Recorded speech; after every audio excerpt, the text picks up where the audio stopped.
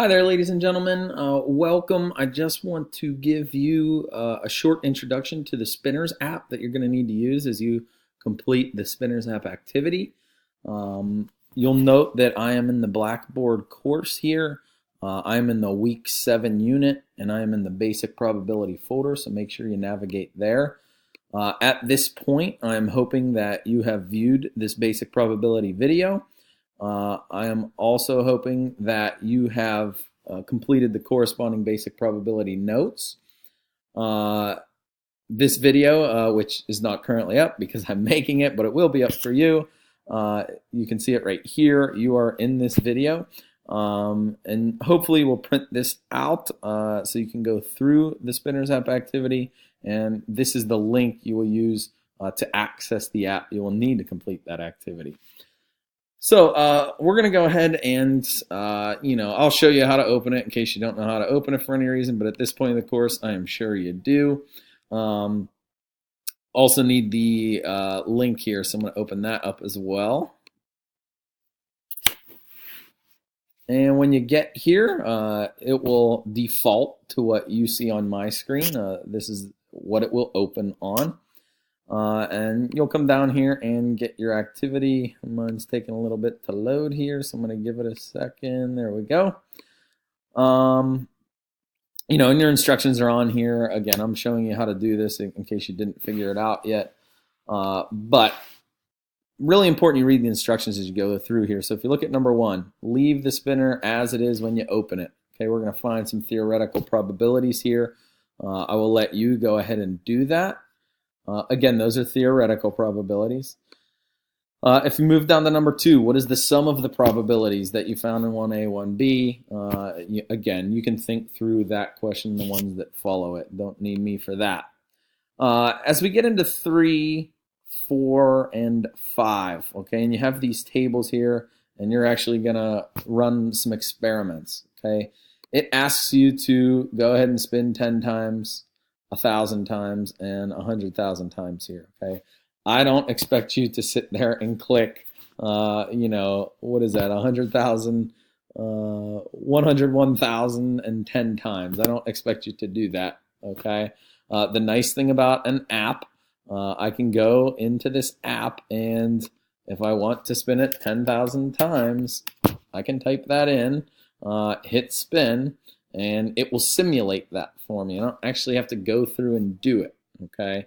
So that's one of the nice things. You type in the number of spins you want to do, it simulates it for you, and you don't actually have to sit there and spin it that many times as you would if you were using a real spinner.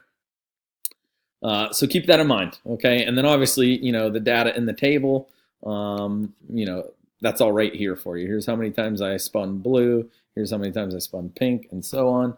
And they even do the math for you, all right? So if I take 2,565, divide by 10,000, I'm going to get 25.65%. As you move on, so number 6 is going to ask you to look at those 3 tables and draw some conclusions there.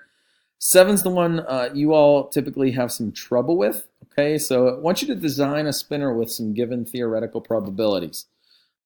In the instructions there, it says you can add or delete a sector by clicking plus or minus 1. I want to show what that looks like.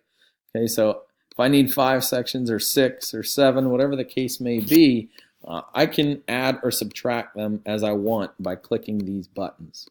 Okay. Now the other thing, you might need to change some colors of the sector. So let's say my probabilities dictate that I need 8 sections, but I also want a quarter of it to be blue.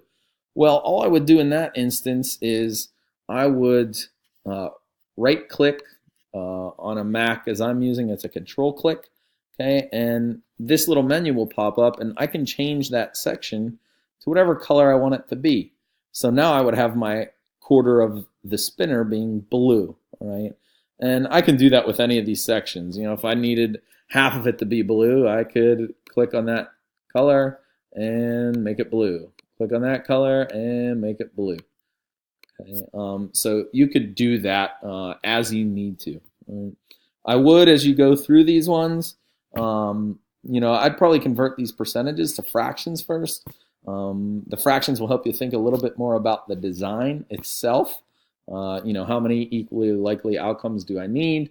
And then how many equally likely sections do I need for that particular event? Okay. When you're done, please sketch your spinner below. If you want to take a screen capture and put it on there, that's cool too, whichever you prefer. But I just wanted you to be aware that that's how you build the spinner in this app. Okay. I think 8, 9, they should be pretty straightforward now that you know how to use the app to spin a really high number of times and use it to design a spinner. As always, if you have any questions, please email me, call me, talk to me, whatever you need to do. I'd be more than happy to help you out if you're having trouble with this. Good luck on the Spinners app activity. Again, if you need anything, please let me know.